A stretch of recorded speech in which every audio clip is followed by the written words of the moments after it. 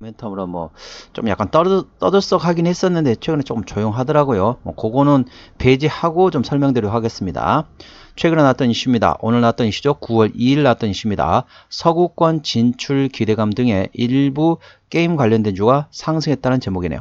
게임 산업에 대해 국내 부진이 지속되며 내수로도 이익이 나던 구조였던 과거를 지나 엔터와 미디어 산업의 서구권 개척 경로를 걷고 있는 것으로 분석이 되고 있다.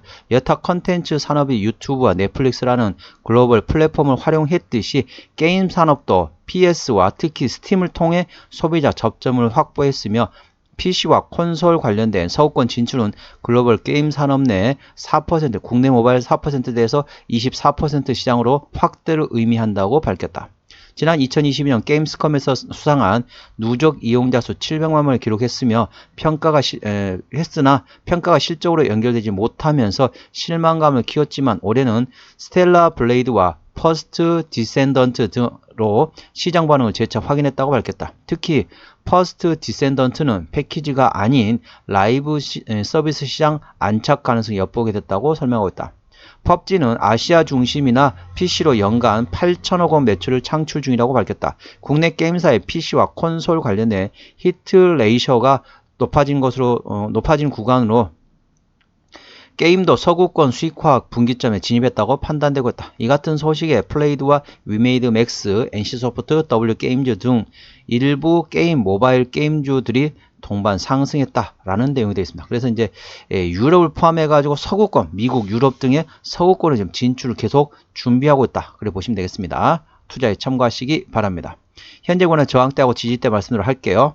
자, 동사 주가 위치 보시게 되면 오늘 4.70% 상승하면서 9,140원에 마감했습니다. 현재 주가 어쩌냐면은 자, 하락했다 조정받다가 이렇게 지지를 받아야 될 구간에서 대략적으로 첫 번째 지지대 구간은 대략적으로 만 원 정도 구간이 됐습니다. 여기서 지지를 받다가 이탈했고 그 밑에 만 원이 아니죠. 12,000원 정도 되네요. 12,000원 정도에 지지받다가 이탈했고 그 다음에 확인된 데가 대략적으로 8,700원대네요. 8,700원 지지받는가 싶으면 또 이탈했습니다. 그리고 최근에 다시 7,000원대 지지를 확인하고 있는 상태라는 거죠. 그렇기 때문에 절대적으로 이 종목 같은 경우는 조금 멀리 보고 투자하시는 분 같은 경우는 절대적으로 바닥을 확인하시기 바랍니다. 바닥은 세 종류 있다고 말씀드렸죠. 외바닥, 쌍바닥, 다중바닥 있습니다. 외바닥 같은 경우는 진흙바닥, 늪이라고 보시면 되겠습니다. 혼자서 빠져나오려고 하면 할수록 계속 발버둥 치면 칠수록 안으로 빨려 들어가는 게 늪의 특징입니다. 쌍바닥 같은 경우는 모래바닥이라고 해서 사상두각이라 한자성어 있는 것처럼 모래 위에 건물을 지면 다소 불안정하다라고 보시면 되겠습니다. 그게 쌍바닥이라고 보시면 되겠고 3중바닥 이상을 다중바닥이라는데 시장에서는 락바텀 즉 바위바닥 그만큼 튼튼하다라고 보시면 되겠습니다. 동사 현재 주가 위치는 현재 외바닥 상태라고 보시면 되겠습니다. 그럼 외바닥이면 3중바닥까지 기다리냐? 아니죠. 기술적 반등관을 노릴 수 있는 위치다 보시면 되겠습니다. 현재 구간에서 머리, 신저가 구간에 나왔기 때문에 여기는 머리고요. 그다음 왼쪽에 눌림목 나왔는데 왼쪽 어깨 그리고 최근에 좀 눌림목 나왔죠. 오른쪽 어깨에 만들어지면서 현재는 역헤드앤 숄더가 만들어졌습니다. 그래서 최근에 좀 강하게 상승하기 때문에 절대적 추격 매수보다는 눌림목 구간을 활용하시기 바랍니다. 이 점 투자에 참고하시기 바랍니다. 현재 구간의 저항대와 지지대 말씀드려 할게요. 오늘 4.70% 상승하면서 9,140원에 마감했습니다.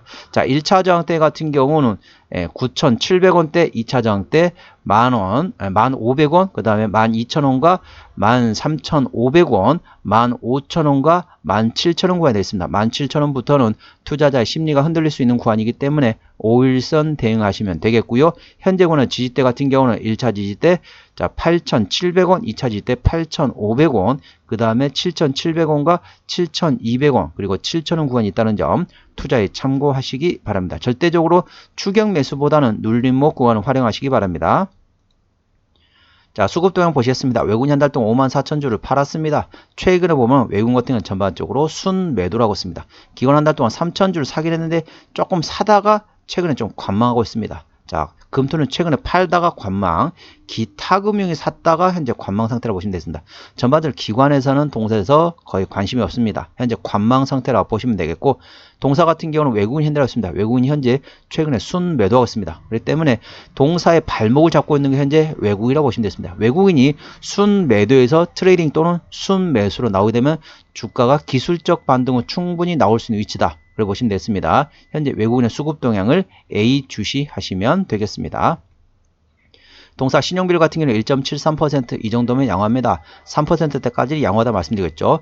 신용비를 보는 이유는 단발적인 이슈로 인해서 주가가 급락 시 신용에 대한 담보 부족으로 인해서 반대 매매 물량이 나왔다면 확인하는 건데 3%대까지는 양호하다, 안정적이다. 4%부터는 다소 부담스럽고 리스크 있다라고 보시면 되겠습니다. 투자에 참고하시기 바랍니다. 동사는 신용비율이 1.73%이기 때문에 전반적으로 양호하다, 안정적이다 라고 보시면 되겠죠.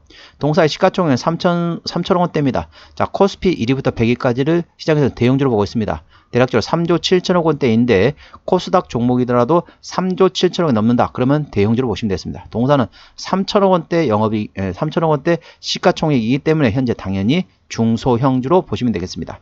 그러면 대형주와 중소형주 구분하는 이유가 뭐냐? 바로 책임 경영 확인할 때 필요한 자료이기 때문에 그렇습니다. 동사는 최대주가 위메이드가 64.4% 지분율을 가지고 있습니다. 책임 경영 확인 차원에서 중소형주는 최대주 지분율이 30% 이상이면 책임 경영한다고 보시면 되겠습니다. 동사 위메이드에서 64.4% 지분율을 가지고 있기 때문에 현재 책임 경영한다 라고 보시면 되겠고요. 대형주 같은 경우는 참고적으로 20% 이상이면 책임 경영한다 라고 보시면 되겠습니다. 동사는 이제 현재 책임 경영한다 보시면 되는데, 자, 책임 경영과 책임 경영 반대 개념 좀 설명드리도록 할게요. 왜 이걸 구분하느냐 보시게 되면 책임 경영 같은 경우 책임 경영 반대 개념이 앞에 없을 무자가 들어갑니다. 무책임한 경영이라고 보시면 되겠습니다. 무책임한 경영이 뭐냐라고 설명드리면은, 자, 고점이 되면 최대주주 또는 특수관계인들이 차익 실현을 해버립니다. 그리고 고점에서 유상증자를 한다는 거죠. 일반 공모 유상증자, 주주배정 유상증자, CB, BW와 같은 유상증자를 고점에서 빵 때린다는 거죠. 그리고 주가 줄줄줄줄 흘러내립니다. 주가 줄줄줄 흘러내리는데도 주가에 대해서 전혀 이렇게 회사에서 대응을 안 하고 그냥 냅둡니다. 떨어지든지 말든지. 그게 바로 대표적인 무책임한 경영이라고 보시면 되겠습니다. 동사 같은 경우는 최대주와 지분율이 어느 정도 높기 때문에 현재 책임 경영하고 있다라고 보시면 되겠습니다. 그걸 모르신 분들이 많을 것 같아서 간략히 설명드렸습니다. 동사 실적 보시도록 하겠습니다. 매출액 같은 경우는 재작년에 860억 원대에서 작년에 690억 원대 조금 감소했네요. 영업이익은 250억 원대에서 30억 원대로 역시 감소했습니다. 당기순이익도 220억 원대에서 20억 원대로 감소했습니다.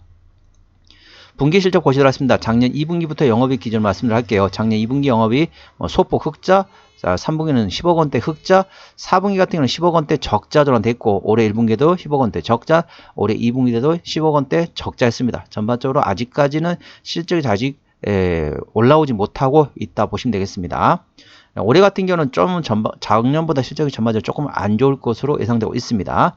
부채비율 같은 경우는 50%대, 유보율은 400%대이기 때문에 일반적인 재무 상태라고 보시면 되겠습니다.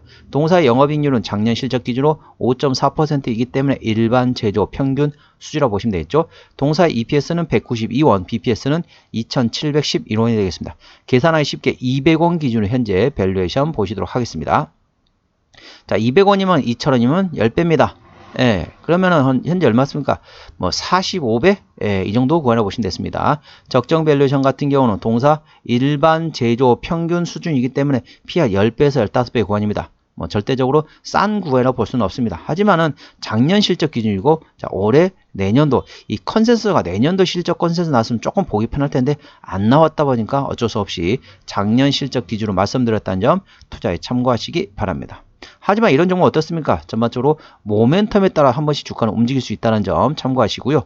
동사의 주요 매출액 같은 경우는 모바일 쪽에서 73%, 온라인 쪽에서 13%, 나머지 로열티에서 8%, 나머지 기타라고 보시면 됐습니다.